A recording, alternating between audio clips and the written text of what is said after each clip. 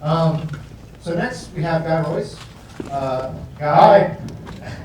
Guy has 7 mics on him right now, which is fantastic. Hopefully everybody can hear him. Well, I'll have the English hand me that one. There you go. So we're excited to have Guy here. I've seen him speak. He's a passionate member of the community, great public speaker. He's the self-proclaimed czar of the CBus.js group. So if you're into JavaScript, when does that group meet up? The third Wednesday of every month at the Forge. So there you go. But yeah, Guy works for Pillar. He's a really bright guy. Excited to hear him speak. So join me in giving him welcome. So good morning. How's everyone doing? Good? You know the best thing about conferences is you get to do cool stuff and not go to work. It's fantastic. Speaking of work, I did a subtle brand thing here. See, I work for Pillar. Get it? Get it? So like Todd said, I'm Guy Royse, and I work for Pillar Technologies. I'm a consultant / teacher / developer / I don't know. I'm a geek. That's really what I am. I like to code. I like to talk about code. I like to talk about a lot of things. We're going to talk about some code today, but we're going to talk about some other things as well. I have programmed throughout my career of about 20 years in everything from COBOL to Ruby and lots of semicolon delimited languages. So most recent being JavaScript, but there's Java in there and C# and C and C++. And so I guess I've been around the block a bit. I've spent some time looking at these things, thinking about them, and that gets me thinking about history. So the title of this talk is Those Who Know History Are Doomed to Repeat It. Right? Which I thought was very, very clever. Don't you all agree? That's the part where I'm making fun of myself and you're supposed to laugh. So I got a good quote from Mark Twain. History doesn't repeat itself, but it often rhymes. I love Mark Twain. He was the ultimate cynic, but in an entertaining way. There's actually no proof that Mark Twain said this, by the way, but I don't care. It's still a good quote. But he had this cynic curmudgeonly thing going on where he'd point out something. He's really actually a very wise individual. He'd point things out, but he'd do it in a very biting manner, which is why everyone likes him in the modern era, because the internet's full of snark, and he was really the original snarkster. So these are his quote here, and the title of this talk is making fun of a well-known phrase. Everyone knows it, right? He who doesn't know history is doomed to repeat it. And so when we hear that phrase, what do we think? We think, well, if I do X, then Y is going to happen, because I studied history and I know that X leads to Y. So I probably shouldn't do X. That's actually not what this stuff's good for. It's good for insights as to why things are the way they are today. It's not a cause and effect sort of relationship. It's I've seen this movie before. I know how this is going to play out. It gives me insight into what the situation is so that I can react accordingly. It's not necessarily about trying to change the outcome. That might seem a little fatalistic, but well, I guess it kind of is. I'm not going to apologize for that. So what I'm going to do in this talk is I'm going to go through a couple instances of where history has repeated itself in a technical sense that I've thought about and encountered throughout my career. And like Mark Twain, I may offend you a little bit with the truth. It's not my specific goal, but I'm sorry, Java is the new COBOL.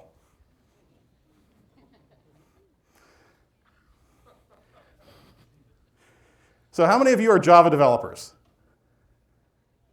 Not too many. Good. Let's talk about them. Java's the new COBOL. After all, it's not really very well regarded. COBOL isn't. That's kind of offensive, right? Say Java's COBOL? Because this is what people think about COBOL. I like this quote from Charles Petzold, who wrote the wonderful Programming Windows 3.1 book. COBOL has almost no fervent enthusiasts. As a programming tool, it has roughly the sex appeal of a wrench. Now, that said, wrenches are useful. These wrenches are very COBOL-like. They're enormous. They're iron, big iron. And they're old and rusty. And they're actually mill wrenches. They're used to turn stuff in mills. I don't know. The picture said they were mill wrenches. But they're these enormous wrenches for doing things that I don't understand how to do, which is, I think, how a lot of us feel about COBOL, actually. It's not only is it not well regarded, though, it's no one really cares for COBOL. It's also openly mocked. I think a lot of people have heard this. I first heard this joke in the 80s. It has been going around forever. In the 80s, you know, when COBOL died? Still dying. Of course, these sorts of things are true of Java as well.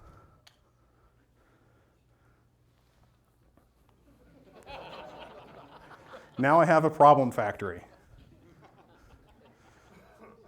And an abstract problem factory manager. Can you guys see that okay? It kind of fades out for me. I just love that animation. It's just like, what is he doing? Did anyone remember what episode this is from? I have no recollection. The other way is that Java and COBOL are similar is that they have the same customers. You can't do something like this without a Dilbert joke, right? This is my favorite Dilbert comic of all time. My wife even gets this joke. She doesn't know anything about databases or SQL or anything, but she knows they're not mauve. And she knows the mauve has nothing to do with RAM. So, you know, COBOL and Java, they're used in a lot of the same kind of places, big enterprisey places, right? They had COBOL, and then Java came along and filled that same role, automating their business processes. Not only are they kind of treated in the similar fashions by the users, and not only are they used by the same customers, but the companies that own them, Oracle and IBM, not that IBM owns COBOL, but they were the big vendor for COBOL. They kind of treat them the same way, all right?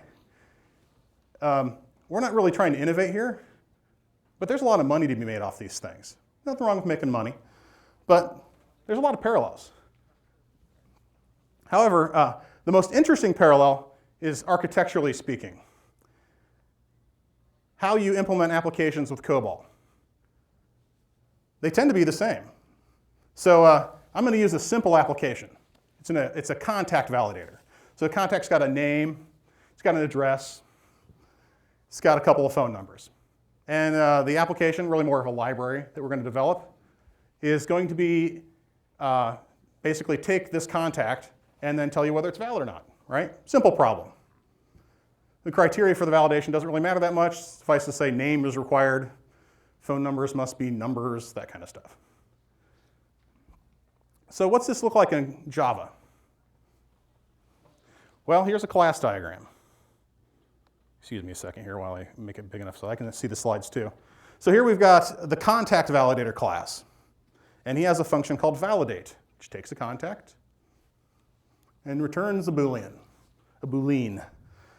And the contract validator has an address validator and a phone validator, which look very similar. This is the code. This is the functionality. Java, as it turns out, as you who program in Java know, and those who program in C# would recognize as well, is made up of classes. That's the main module of code. And my experience with classes is that classes are nouns, and they're usually nouns that end in ER or OR. It's not necessarily how it's intended to be. That's not object-oriented, but that's what I tend to see, because they're not being treated as nouns. They're really verbs with a noun ending. So classes tend to be blocks of code. That's how we tend to write Java. They typically have a single entry point. In this case, it's validate.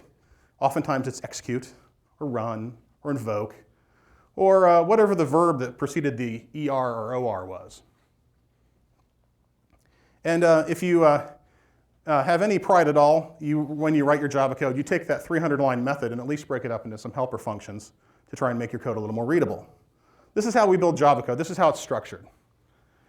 Here's a COBOL system diagram. Notice any differences? They're all cosmetic. It's like, well, I made them boxes so it felt older. Rounders are so, you know, Web 2.0. And they're all uppercase. But other than that, it's pretty much the same design. I've got a program called contact validator. I have a program called address validator, and I have a program called phone validator. COBOL has programs. They take stuff in, they return stuff. This is just like a class with one function that takes something in and returns something. And you can also not have a 300-line run-on paragraph in COBOL. You can break it into subparagraphs, and that's a good practice. They don't call them functions, they call them paragraphs. They're a little different. What about the data? Well, in Java, data is represented as beans. What's a bean? Java person? It's a class. It's a class that just holds data. No behavior, just data, just getters and setters, and the state. And then these are passed in, they're passed around. In COBOL, data structures are, I couldn't come up with a good way to diagram it, so I just gave you the code, right? How many people can read this? How many people know COBOL? How many people that know COBOL are offended I'm comparing it to Java? So in COBOL, you've got this sort of hierarchical data structure where it's like an outline. So we have this O1 CN contact. And you tend to prefix things in COBOL variable names because in COBOL, everything's global. So Java's got a leg up in some regards on COBOL. And so contact's made up of a name and an address an address is made up of a street, all that stuff. This just creates a large fixed width record, which represents a contact. Now there's something in the Java here that's a little bit better than in the COBOL. In the Java, we have 2 phone numbers, but we only have one class defining it. In COBOL here, we've got 2 phone numbers and we've repeated the definition. So that's a little bit of redundancy, and you could probably get rid of it, but it's kind of hard to do in COBOL and it's not really worth it. But in all fairness, this is the code that defines the data in COBOL. This is the code that defines the same data structure in Java. Now, how many people have heard that COBOL is a wordy, verbose language and it's too much typing? Right, I've heard that, right? Which one's longer? Please note, more setters and getters here. I cut out a lot of code to make it fit on the slide. I was just playing around with this one day, just trying to compare and contrast, and I felt like this was perhaps this is my favorite thing on this presentation, because it's the most ironic. The COBOL data definition is actually shorter than the Java one. Here's the code. They're about the same length. So on the left here, we have the COBOL code. You can tell because it's black on green, or green on black. And here is the Java code, which has a much more modern color scheme. And they're pretty much the same. There's a little bit of extra code here in the COBOL where we have to move some flags around, because COBOL doesn't have this ampersand equals thing that I took advantage of here in Java to accumulate the Boolean state of whether it's valid or not. And I just typed this code into slides, folks. So if you see a bug in it, I didn't actually unit test these or even compile them. But that's not really the point. But the COBOL code and the Java code are about the same size. That's a way they're very similar. The COBOL code has a smidgen of redundancy in it. And it's got kind of this nasty little if in it. But overall, pretty comparable. So why is this? Any thoughts? Anyone? Well, the reason is really not because COBOL and Java are so much alike. It's because of how we're using Java. So we're using Java in a procedural manner. Java is actually an object-oriented programming language. You can combine state and behavior. You can encapsulate things. We tend not to. And I think a lot of that is because, well, what do we use Java for? Automating business process. I worked at an insurance company for 12 years. Some of you may know me from there. And it's all about paperwork, right? So we wrote Java code which takes a DTO, a bean, processes it, passes it to the next layer, processes it. This is our problem domain. Our problem domain is a process. Procedure and process come from the same word. So it really shouldn't be surprising that our metaphors are procedural. COBOL of course, was written to be procedural because it was automating a process. They were actually closer to the original business process. What did we do before we had COBOL, before we had programming in computers? You fill out a piece of paper in triplicate. And this section was to be filled out by accounting, and this section here was to be filled out by auditing, and a copy went over here, and a copy went over here, and then that generated a new piece of paper, which then went to requisition something. And there's this paper trail, literally, of data coming into the system, which is run by people, and the data is just moving around on pieces of paper. COBOL automated that process in a very, very direct sort of way. And we've taken that metaphor and brought it along to Java. So, parallel number one. Any questions so far? Okay. Total change of subject. Node. Who's played with Node? What do you think of it? Come on. You like it? What's awesome about it? Eventing, yes, yes. That is actually its main feature. Node is in JavaScript. That's actually probably my favorite feature. I like programming in JavaScript. It's wicked fast, scales like crazy because of eventing, right? So what's that mean? So how do things work in Java? In Java, you've got a container, and that container's got a pool of threads.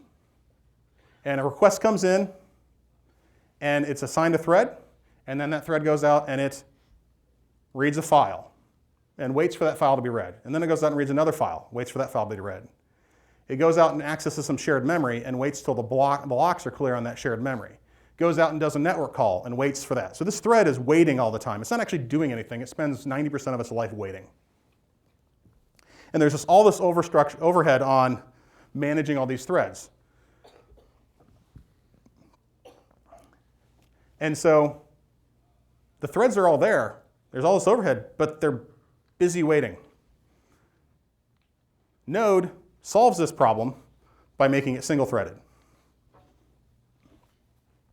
Has one thread, just one thread, in a single process. And instead of going out and waiting for I/O to happen, it uses evented I/O. So, what's that mean?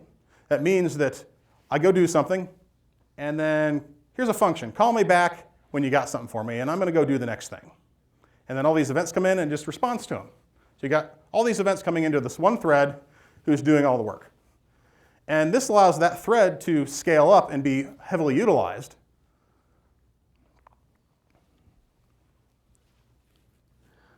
But at the same time, eliminating all of the overhead of managing threads and eliminating shared memory.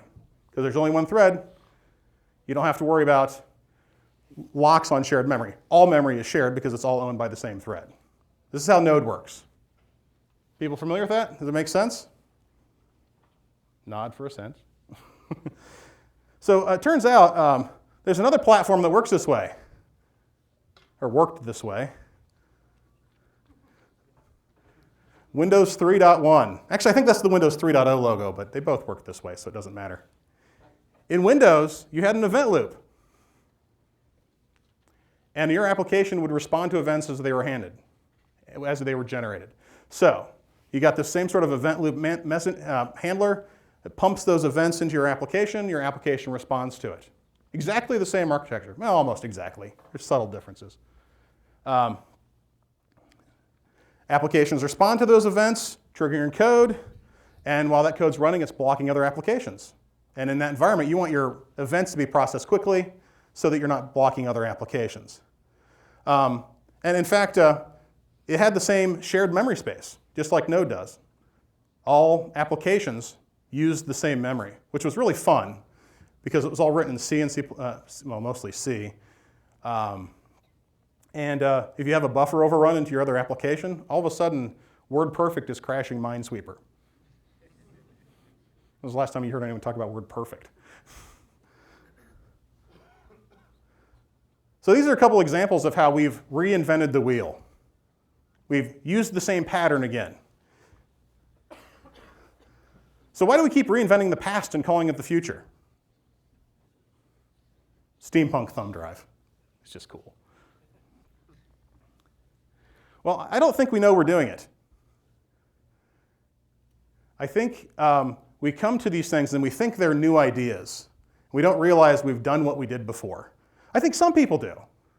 But I think lots of times we just experience the future and there's enough of a gap between these events that people don't connect them. But we just don't see them. I think there's two main reasons why we don't see that these patterns are happening over and over again. I think it's arrogance and ignorance. So, arrogance first.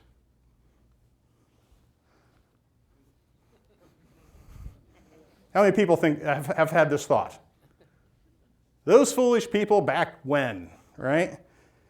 Our culture, there's this bias we all have. Our culture, our era, our generation is enlightened. We are smarter and wiser and better than our predecessors. Wiser, smarter, and better than people in other cultures. We don't embrace that necessarily, but we think it. There's a bias there. It's a subconscious bias. Even a generation. How many people is like, that crazy old man, he doesn't know what he's talking about. I've heard that said before. Or he's old and out of touch. He doesn't understand the way the things are today. And maybe I'm just the old guy up here, I don't know. But you know, it's easy to do, right? It's easy to think that someone is foolish for thinking that the earth is flat.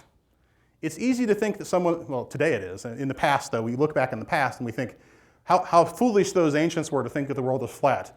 Or to think that the earth was circled by the sun. Or to think that you would never need more than 640K of memory.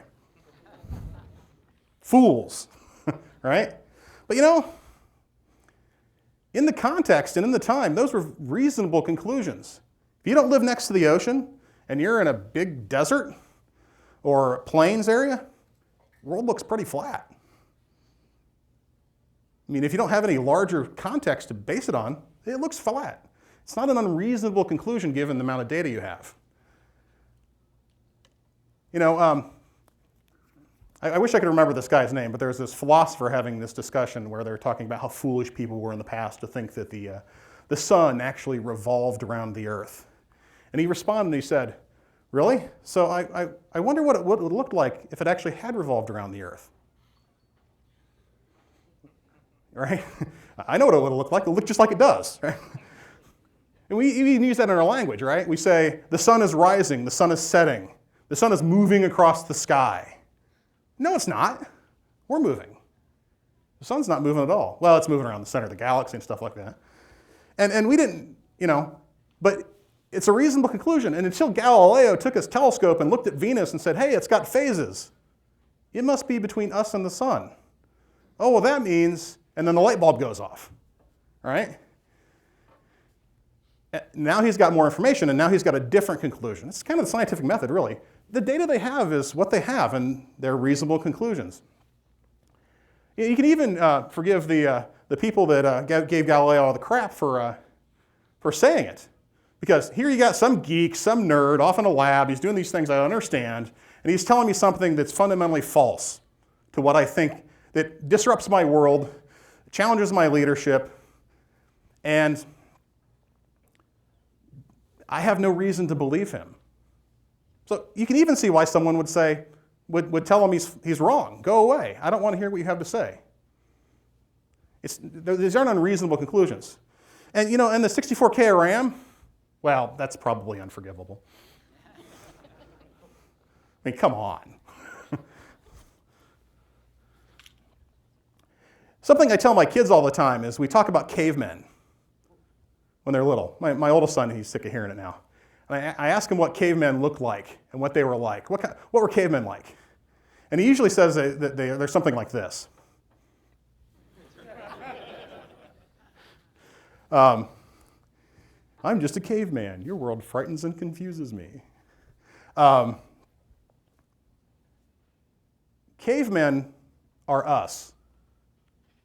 We just have more information. They have the same brains that we do.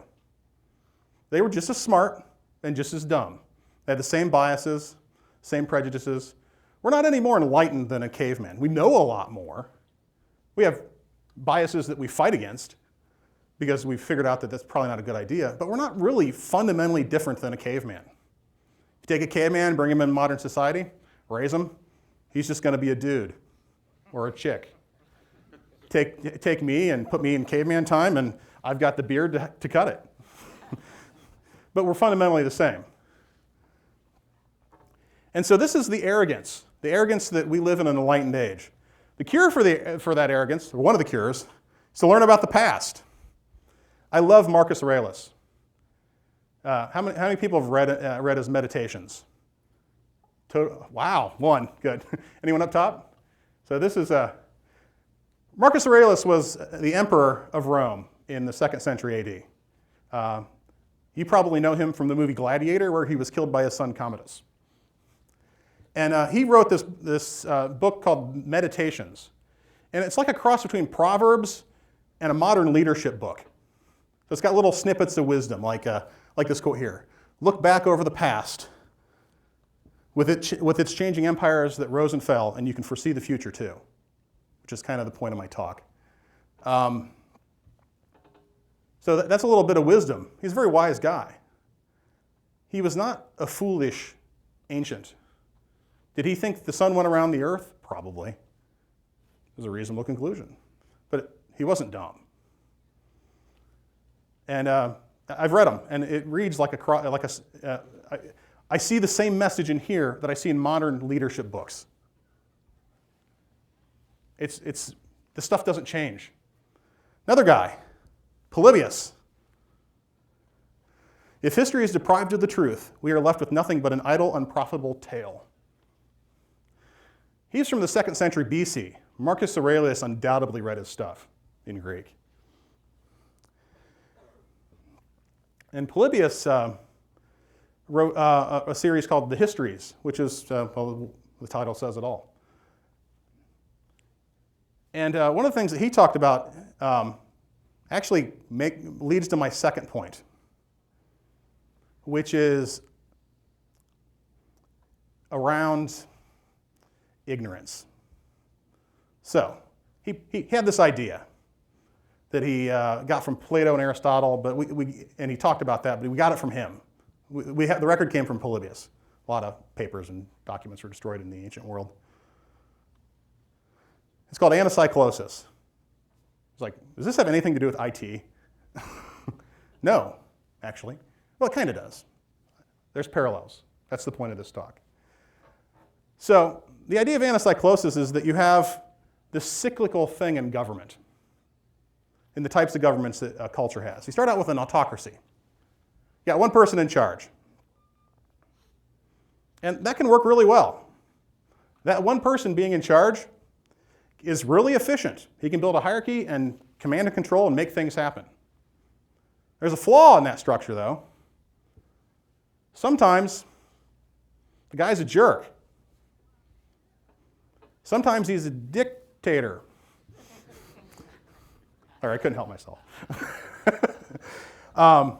And so the solution to that problem is a bunch of more enlightened individuals come up and say, well, rather than having one person in charge of everything, let's have a group of us be in charge. Let's have a council.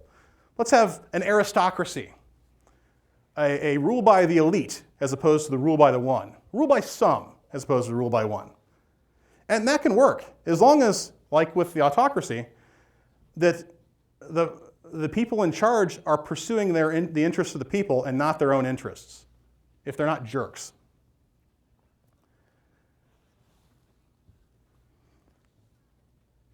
But there's a flaw with aristocracies as well.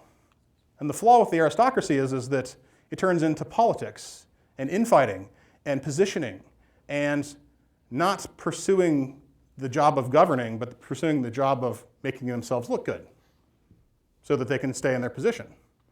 And so the solution to that problem is democracy. Let's put everyone in charge.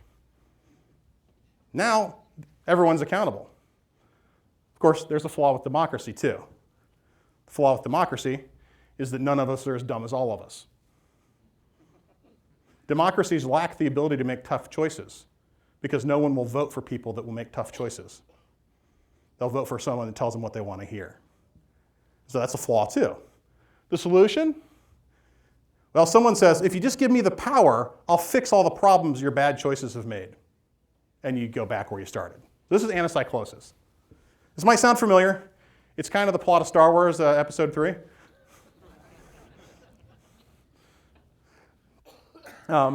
It also played itself out quite nicely in ancient Rome. So this is a basic cycle, though. See, what happens here is the people, when they're in the aristocracy, when things are going bad, they don't want to go back to the autocracy because they remember how much it sucked. They don't want that again. We need to look forward, not back. So they go to the next thing. By the time they get to democracy, no one remembers the autocrat, and it seems like a good idea. So you get this cycle of ignorance. I have forgotten the past, so we're going to make this directional change. And this is a basic pattern. There's 3 states: starting state, the next state, and then the third state. And the third state, by the time you get there, you've forgotten the first step. And so you go back to right to where you started. And except for that one old man who remembers something, right? But everyone ignores him because he's old and he's not in touch. He's out of touch. I've seen this pattern play out in how projects are run. I remember when I started my career, we just had a manager, and they told us to work on stuff. And that was it. Then somewhere along the line, that wasn't working because that person doesn't have a good view of everything. They can't know all the skills needed to go into making an effective project. So we'll have a leadership team. We'll have an architect and a project manager and an iteration manager and a requirements lead and a test lead. And it'll be the leadership team. And we'll have a council of the elite who understand these fields, and they will run the project. But then they start forming committees among themselves and positioning, and all your architects are busy going to meetings instead of working on the project. How many people have experienced that? So what's the solution? Let's have the whole team be in charge of the project. That's kind of where we're at right now with Agile. And it's a great idea. My fear, of course, is that its doom will be none of us are as dumb as all of us. If everyone's in charge, people are going to make bad choices, and someone's going to say, I need to step in and stop this and do what needs to be done and make all the decisions, and you're back where you started. No one remembers that that's how it started.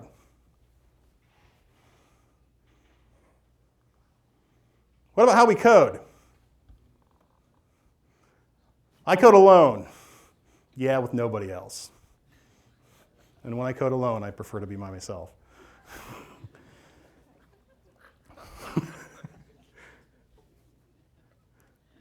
So coding solo is great. I can be real productive. I can crank out a lot of code. It might not be good code, but I can get a lot done. But I also have blind spots. The problem with coding alone, I think we're all really familiar with the risk of coding alone, is you can go down these avenues that are not profitable. You can go down these avenues where you just waste time on something that's not adding any value. You start polishing the thing that you really like. You gold plate it, right? So the solution to that would be, let's put 2 people together. Let's have 2 people code together. They'll keep each other accountable. I think that this is an anacyclosis type of cycle. How would you say that? Anacyclical? We'll say it's anacyclical.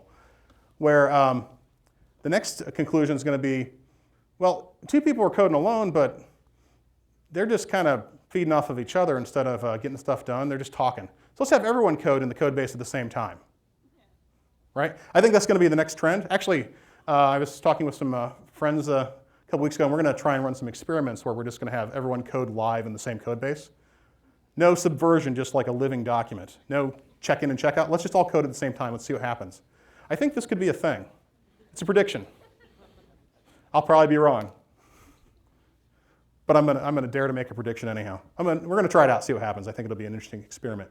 But I think this is a pattern. I think we can see these first 2 steps here and extrapolate that this could happen. People are playing with this now, where you have like the big, it's mostly in katas. So you'll have people come in and they'll have a hot seat. One person codes, everyone else watches and kibitzes, right? And then the next person comes in and the next person comes in, and we're just cycling through it. And so everyone in the group is coding. I haven't tried this in an actual work environment, but I've done it with katas, and it's actually a lot of fun. People learn a lot. I've used it when I teach. It works really effectively because it brings up teaching points. I'd like to see how something like this could work in an actual real environment. And there's a similar kind of cycle. It's not quite exactly the same. It's not this one to some to all sort of cycle, but it's on how we design our applications. So everyone's known for a long time that we go back and forth from client to server to client to server, right? You guys have seen that pattern. I've heard people talk about that pattern for a while. I think it's the same kind of thing. We got a client. Got lots and lots of computers. All our application code is running on the client. Lots of computers, islands of data. That's problematic because I can't share my data.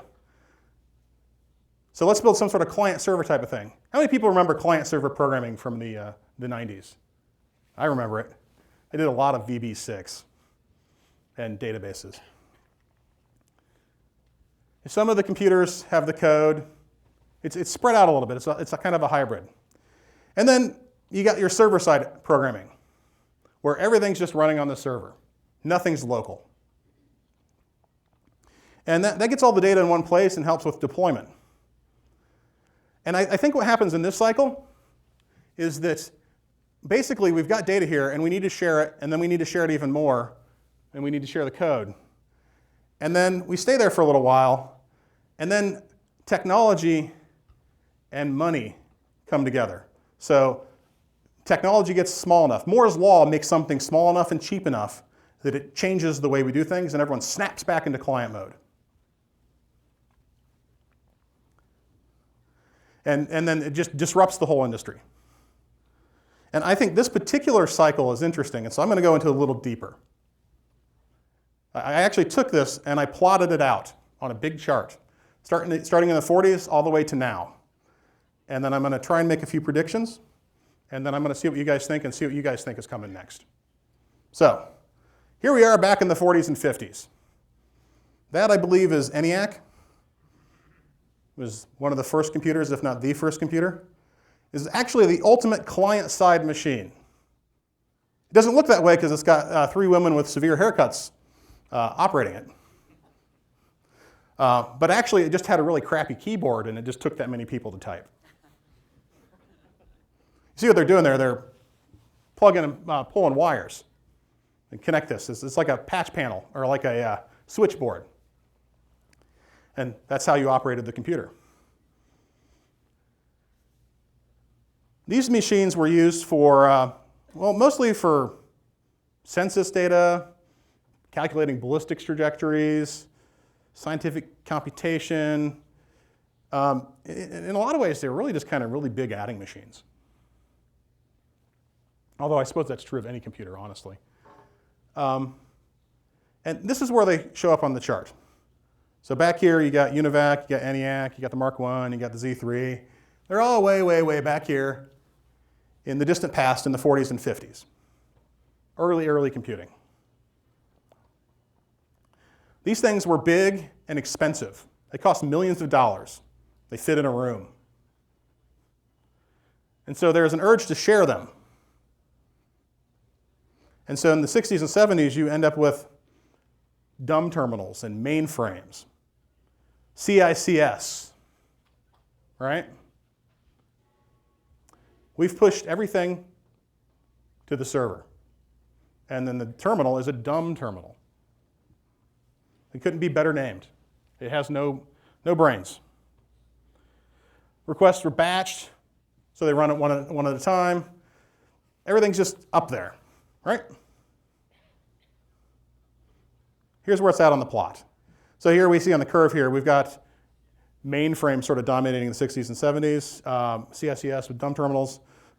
Coming out of the 70s and into the 80s, you start seeing some Unix stuff, which is a little more server-oriented, but a little more shared. It's not this big dumb terminal. There's a little bit more going on there. They're kind of parallel tracks a little bit. And so, and mind you, I've tried to shoehorn a little bit of this into this slide, so there's probably some old timers like, he's got that in the wrong slot. Well, I wasn't alive in the 60s, so I apologize. But I think this next one was interesting. So in the late 70s, you've got some personal computers. The Altair 8800. You have the Apple 1 and 2. You got the Commodore PET. And these were something that a hobbyist could afford. I think the Altair in particular was interesting because it was really the first hobbyist computer. And it honestly wasn't terribly useful, right? But it was fun to play with, and hobbyists got it, and they did things. And there's the famous Homebrew Computer Club that Bill Gates and Steve Jobs were part of. And they played around with the Altair, and I think it worked out okay for him, even if he did think that we only needed 640K of RAM. And it's in an interesting position right here on the chart. So pay attention to that one. I'm going to come back to it. Come into the 80s. The PC finally arrives in its modern-ish form, thanks to VisiCalc. And now we've got everything back on the client, just like back in the 40s and 50s. We have these client machines. The data's all local. We got islands of information. And that's what we have. But instead of costing millions of dollars and fitting in a room, it costs thousands of dollars and fits on your desk. Moore's law in effect. And the thing you see here is that these hardware innovations are happening in the troughs. It's arguable that the troughs are triggered by the hardware innovations. And then once we get those hardware innovations, we push them out to share them so that we can share those resources and share that data. The 90s were, of course, the big internet phase, and also when we had a client-server technology kind of, in the early part it was all client-server, and then it just pushed to all server. That's what a web browser was. The first time I saw a servlet in Java, and I saw how cookies worked, and I saw how forms worked in HTTP, I'm like, this is exactly like CICS with graphics. It's the same pattern. Tag the consumer, pass the data back and forth. Exactly the same model. But the web changed a lot of things, of course. It was a little more ubiquitous than the dumb terminal. We had more people because the costs were coming down. So that was the 90s. Now, a lot of you guys probably know a lot of this stuff, but I think it's neat to put this on a chart and plot it out. So here we got client-server coming up, and then we got the browsers.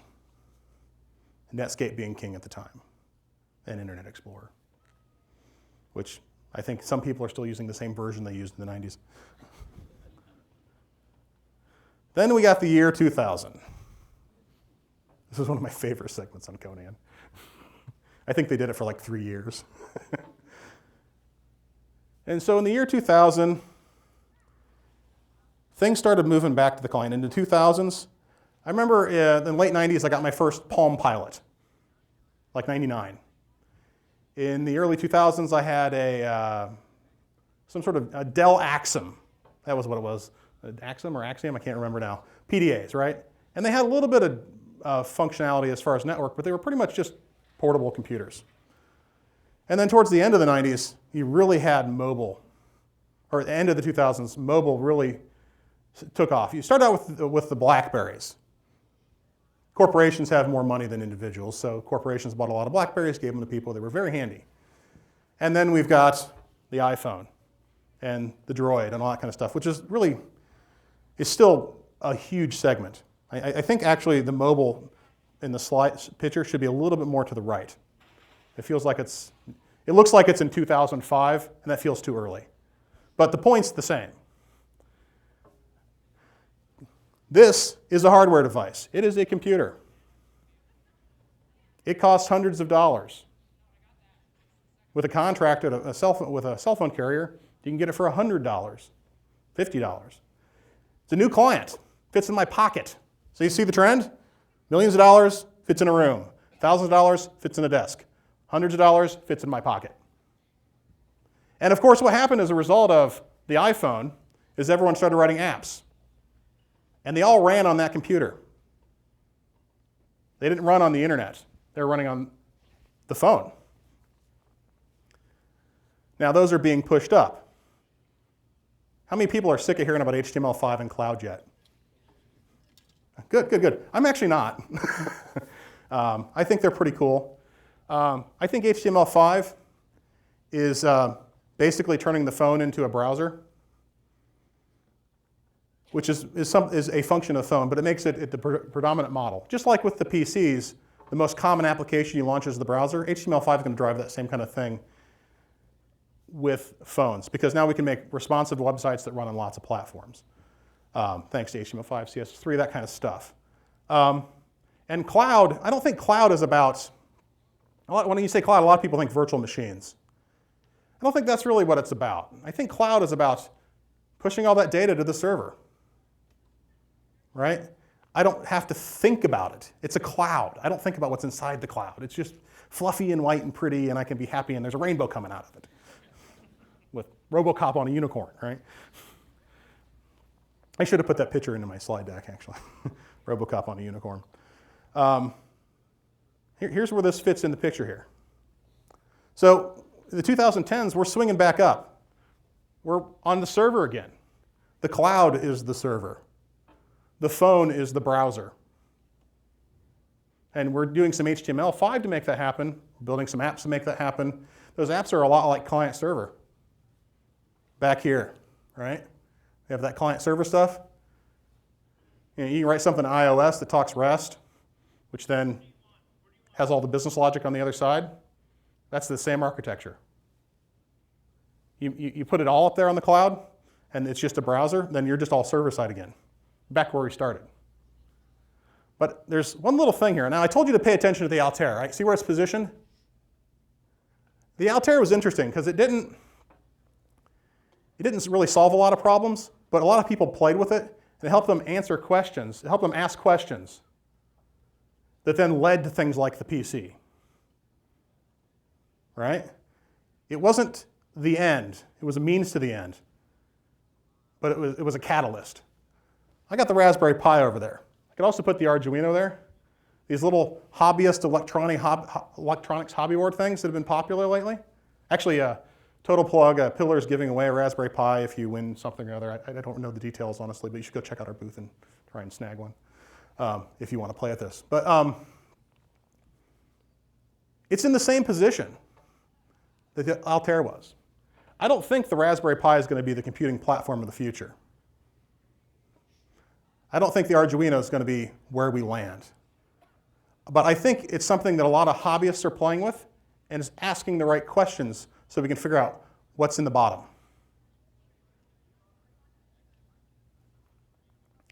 So that's my big picture. I plotted it all out. You look at the bottom, right? What do we know about this based on the trend at the bottom? What's that? Smaller. It's going to be smaller. It's going to fit on my wrist. It's probably going to be about the size of a quarter. It's going to be cheap. It's probably going to cost dollars. So what if you have something that's more powerful than an iPhone, costs $5 and is the size of a quarter? Good God, what could you do with that? I don't know. Honestly, I don't know what I could do with that. That's why I think this is important. Because playing with that is going to answer that question. And whoever figures out what to do with that and packages it is going to make a ton of money. So why do I care? Well, I like making a ton of money. That's nice. But more interestingly, what can I do with this? Well, I'm certainly not going to change it. This quote actually was from Mark Twain. It's not allegedly from Mark Twain. It is not worthwhile to try to keep history from repeating itself, for man's character will always make the preventing of the repetitions impossible. These are big forces. We're not going to move them. But we can be ready for them. If you see that swarm coding is coming, if you see that the Arduino, there's some sort of hardware thing that I'm going to have to program on as a developer, and I don't know what it is yet, I can start making decisions to position myself well for what's coming. So in the case of the, I'll think about it in a mobile context. 15 years ago, how many people were writing mobile apps? None of you, right? What about today? How many of you guys write mobile apps? Right? A few of you. A few of you. How many want to? Probably more, right? It's like, I'd really like to, but I'm stuck doing Java. Well, that same thing's going to be true in, I don't know when. It looks like these cycles are compressing a little bit. It could be soon. Someone's going to come out with the phone equivalent of these little things, and we're going to be writing code for them. And so understanding them is worthwhile.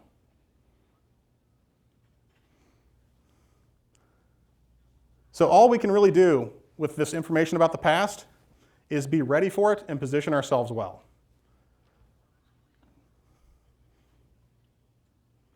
And that's all I got. Are there any questions?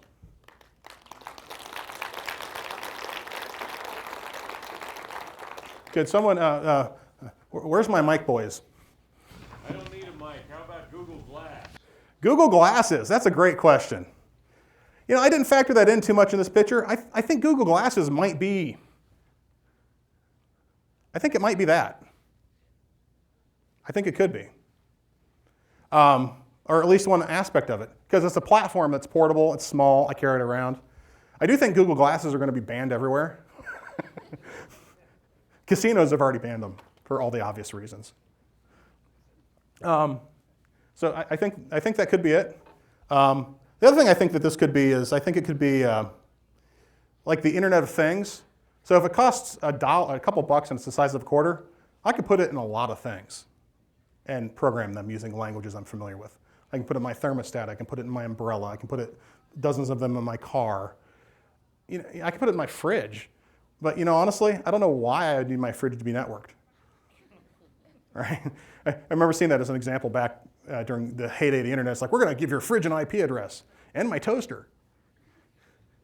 Bing! You've got toast, you know. That can be Apple Watch, everybody keeps talking about. I'm sorry, what? The Apple iWatch. The iWatch? I think something like that. I think a watch is actually a very reasonable platform. It's a very specialized device. I mean, you don't really have, if you've got a touchscreen on a watch, you've got about 4 places you can touch, practically speaking. But that doesn't mean you couldn't do something useful with it. I think that's another good thought, is a watch type of platform. That's something portable. You can certainly put a mic. It could probably do Bluetooth. Why not, right? Yeah. That's sort of where we're going to that point where at this point I have a Pebble, and it's pretty much the client to my phone, the server that's actually hitting the internet and giving my Pebble the data that is going. I think that might be where we're carrying around a portable processor, and then the thing here is the dumb client that is the way we interact with something that's more complicated than voice. You're right, we do see that. So we see the dumb client where you got the Pebble that's in your phone. I'm sorry. Oh, yeah. You've got the Pebble, which talks to your phone, which talks to the internet. It's worth noting in this picture that these things didn't go away. They're still there. What did this thing turn into? Well, it turned into the mainframe. You know what it is now? It's Amazon. It's Google, right? They got these big, massive computers, petabyte scale computers, right? Massive. They're arrays and arrays of computers. They're ginormous machines. The large scale computing didn't go away. It's still there, it's hiding. Same thing here. This is a lot of VMs now, but they're still there. The phone's still going to be there. I'm always going to carry my phone around.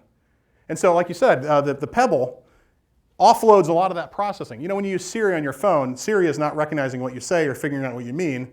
She's sending it to a server, which is why she says, I'm sorry, I can't help you right now when you have bad coverage. Like when I'm in Grove City. So I think there's something to that too. Yeah? I was going to say, just a point or two of thought. Like I can carry a flash drive and go anywhere I want and compute. Yes, you can carry a flash drive, go anywhere you want, where you want, and you can compute. So if I look at that going forward, I can take a watch and literally with technology I can pull a screen out. So if I'm a consumer of data, I can go go anywhere I want, and I don't need to even carry a tablet. Yeah, so what he said is you could go anywhere you want. With a watch, you could pull a screen out, and then you have all the data you need. You don't need to carry a tablet. You don't need to carry a phone. You have the Dick Tracy watch, right? But one more thing about the future, if I may. Sure. The difference with before we were looking at data, mostly business things. The difference is now where we're at. It's consumer. Well, it's social data around the world. Can I get someone to here, Todd, I'm drafting you. The mic would help a lot, I think, especially for the people up top. Right there. I was going to say that the paradigm switch is as we go along, as I've been in the business for 35 years, like you did. Okay, we're always dealing with data, business data, our banking data, more and more data to run everything. But when I'm over here today, the real difference in the last few years is the social data. Yeah. I mean, I've just had a death in the family in California. I've got people from all around the world, and then corrections coming in, and people doing things. I mean, my only point here is that we're in a completely different environment about values, security, everybody being connected, and that's a different paradigm. Yeah, well, I mean, ultimately the consumer's different, right? When it was expensive, only the government had it. Then corporations started getting it. Whoa. Then corporations started getting it. And then consumers started playing around a little bit. Now everyone's got it, even if they're not technical. And that's just going to keep continuing. So the total different, and as soon as it's not about a company, as soon as it's not in a closed garden, then things like security and that social data matter a lot. I saw some other hands. Any other hands? Up there, way up there. So, is the, There's a mic coming.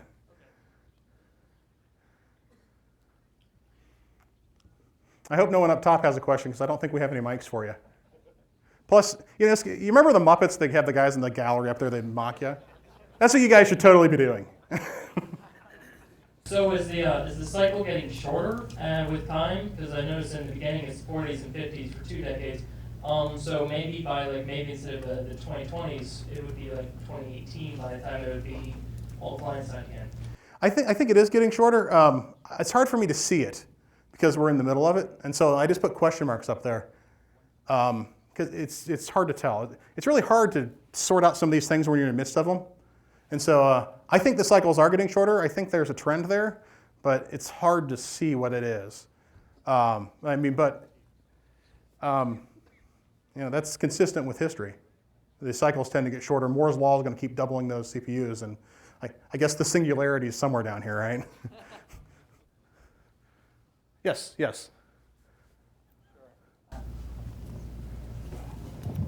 I think you see another trend. I think what some people call wearable computing, but I think it's part of a broader trend. Nike has a thing where you get data on your running, and then that can help you with your fitness. I think Intel and some of those guys are working on stuff with the elderly where it gives data on what's going on so decisions can be made even if people are not 100% there. So I think anywhere you see where data can improve the process by integrating into your current life, then you have a potential product integration capability, and the price going down is going to drive the ability to bring out a product and service in tandem to make that happen. Yeah, I totally agree. What's really interesting to speculate is once we figure out what this is, what's the next curve? I think it's just poof, it happens. I don't know. It's too hard to see. Yes? So what do you think of Zuckerman's comments that HTML5 is now dead? I don't care. Honestly, I think he's wrong. I think it's too useful. I think there's another pattern, just off the cuff here, where a lot of companies have built websites for their customers, right? To sell their products or whatever, to manage their accounts. And then when all these customers started buying these phones, they said, hey, we want one that works for our phone. I don't want to have to touch this little tiny radio button. And I want the font to be bigger. And I don't want that ad because it's taking up too much screen real estate, right? And so a lot of companies responded by going and finding some vendor to write an app that screen scrapes their website. And so now you've got a screen scraped version. Maybe it's mobile web, maybe it's an app, but in many cases it's mobile web. And so now you got one that's optimized for this screen, which is one application, which screen scrapes the old application. And then enter the tablet. So are we going to do that again, or are we going to rebuild the app? What a lot of people are choosing, what a lot of companies are choosing is to, let's take this application and use the HTML5, let's use the CSS3, and build this site that will respond to the size of the screen it's in. So I think HTML5 is totally relevant, and I think Zuckerberg is wrong. He was good about that. He's right about that Facebook thing, but you know, I kind of think he got a little bit lucky there too. It's like I struck on a good idea. I mean, he's a talented guy and he's done a lot, but luck's a factor. And I think in that particular aspect, I disagree. Any other questions? Any other thoughts? Yes, back there. Do you think the government's ever going to get in the way of the continuing of the technology? I mean, that it could become a national security issue that somebody's walking around with that kind of computing power on their wrist? So the question is do I think the government's ever going to get in the way of this sort of computing power being ubiquitous and try and put a stop on it? I think they might put a stop on us using it. I don't think they're going to get in the way of the technology itself because they want to use it. It's too useful to them as well. I think the more ubiquitous it is, the harder it is to manage. And so that's certainly true. You know, when everyone's got a phone with a camera, and I can post it to Twitter in 3 seconds, and you have, say, a police officer that's abusing their authority, unfortunately, you can take a picture of that, and which, of course, they don't like. And all of a sudden, there's a higher degree of accountability. So a government could certainly, in the right sort of environment, in the right sort of culture, in the right sort of context, not want that sort of technology for everyone else. But I don't think it's going to actually stop the innovation. I don't know. There's a tendency to think that what's happening now is going to continue to happen, and sometimes things go left. That's really hard to predict. I think the government likes the data it can gather from the technology better than it likes us having it. And so I think it's worth it for them. Maybe that's cynical. Not to get all political or anything, I don't want to do that. So, anything else? Yeah. Oh, you're down there too. They're too busy trying to be reelected to worry about stopping the data. Well, that's certainly true. They are busy trying to be reelected to help us make our bad decisions. Yes, it was. It all ties together. You know, if you take anything home from this, it's look for these patterns. They're really cool, and they're interesting to watch. I just find studying them to be fun, and see what comes and extrapolate them out. Say, if this happens, what's the implication of that? And that can lead you to some interesting thoughts and ideas, and get you on stage and do presentations like this.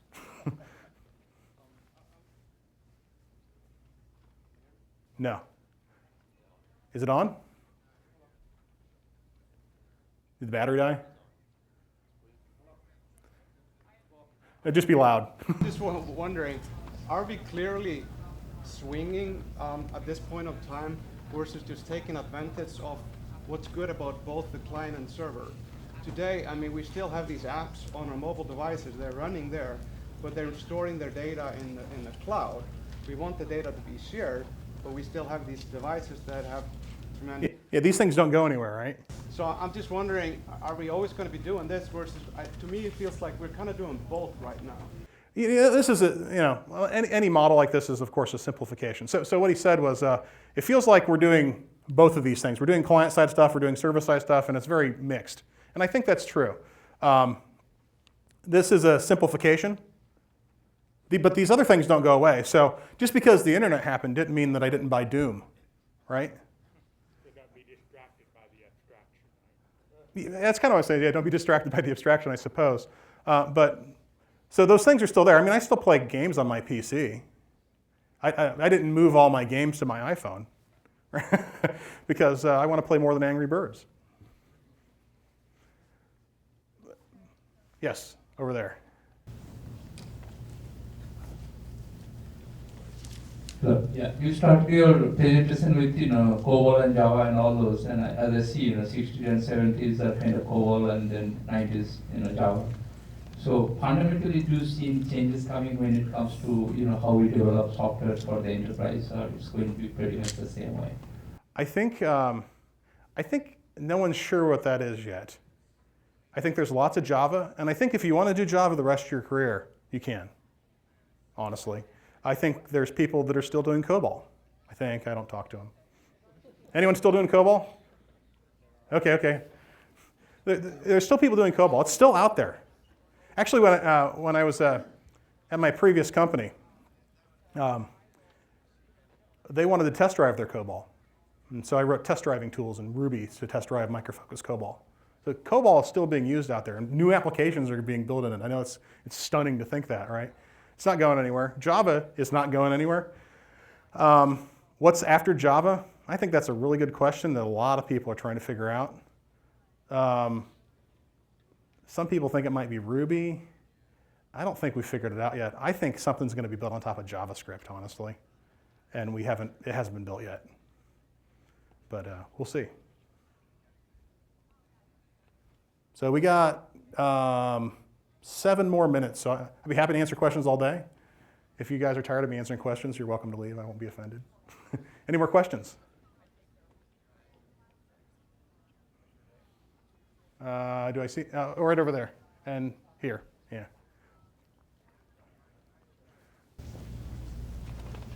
While we're talking about computing platforms, any thoughts on the quantum computing? There's some recent breakthroughs announced on that, and that's probably a little further off in your chart. Yeah. Different decade, but just throw that out there because you are mentioning hardware is driving. I think quantum computing is probably the next trough. The one after this one.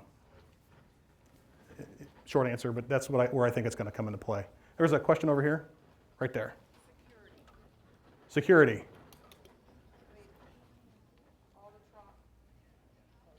When you're talking about the cloud, when you're talking about some of the mobile, the more social, you're giving up more and more and more of your privacy and security. Yes. A lot of companies are worried about that. Justifiably so. So how does security fall into all this? Well, honestly, I didn't really spend a lot of time thinking about security in relation to this. I think the more computing you have, the more security matters. The more people using it, the more security matters. Someone in the front row here earlier alluded to that as well, where they mentioned that as consumers start using this, we can't just wall it off. How do you spell security? Anyone know this one? Hassle. That's how you spell security. So there's an immediate tension there, right? Ubiquitous computing type of stuff, where I have the computer in my pocket, it's tracking everything. Security really makes that hard. But it's really important. And I don't necessarily know how it's trending out here, other than it's becoming a bigger and bigger concern as there's more and more computing. I guess as you have more doors, you need more keys. And I think that's probably the trend. Someday, we're just going to have computers the size of dust, and they're just going to be bajillions of them across the globe. And who knows what that world's going to look like. So, well, I think that's pretty much all the time we got. I can take one more question. Or you guys can go get some vendor swag. Okay, right there.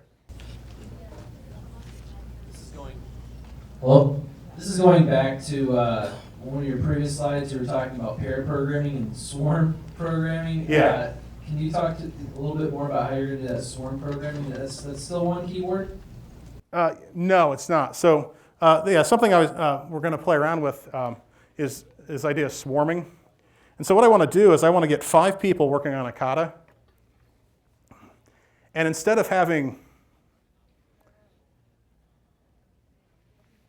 checking in and out of code, I want 5 people working on the same virtual document.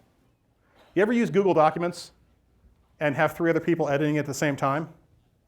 And you can see their cursors, you can see what they're doing, and we're all creating this document at the same time. I want to get 5 people and do like FizzBuzz or some kata the same way. And I want to see what happens. So that's the swarming we're going to try with. So rather than have 2 people working on something and they work on stuff and they check it in, have everyone work on everything at exactly the same time. I think it'll be interesting. I think you're going to get in each other's way, but I think the getting in each other's way is going to drive conversation, which will make the code better. That's what I suspect, but we're going to try it out. So first hurdle is figuring out how to share the code, is build a tool that does this. So that's step 1. So that make sense? Yep. So if anyone's interested in that, I'd be happy to, or has some thoughts on how we might be able to accomplish that, I'd be happy to hear it, because this is an experiment I want to try, and I'll need some test subjects. So, okay. Well, thank you very much. You've been a wonderful audience, and have a good conference.